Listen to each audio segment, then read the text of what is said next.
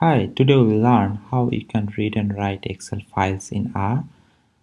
To read Excel files in R, we'll use Openxlsx package, and to get the data file, I'll be using Tidyverse package. If these packages are not installed on your machine, just use this command to install.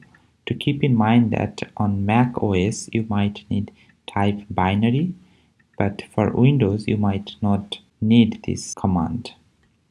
Now let's load this to library and set working directory in your local machine. The Tidyverse package comes with 4 dataset: iris, empty cars, chicken weights and quarks. So let's see how the datasets looks like. So these are the 4 data frame which you will get. Let's click chicken weights, and it has 2 column and then 71 observation. Iris has 150 observation and 5 variables. Empty cars has 32 observation and 11 variables, and quarks has 5 variables and 1000 observation.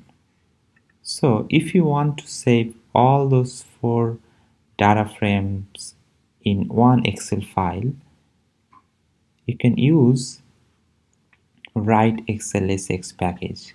But to do so, first you have to make a list of files.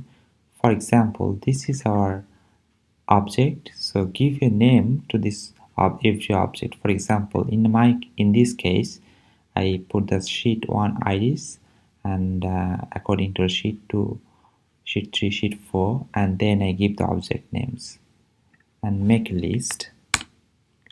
So basically it contains all 4 data frame as a list. Now we'll write this list of 4 files as 4 different sheets in Excel file. So we'll write write.xlsx command, and L is the list of files, and I'll give a Excel file named datasets.xlsx. As you can see, this is the Excel file. If we open,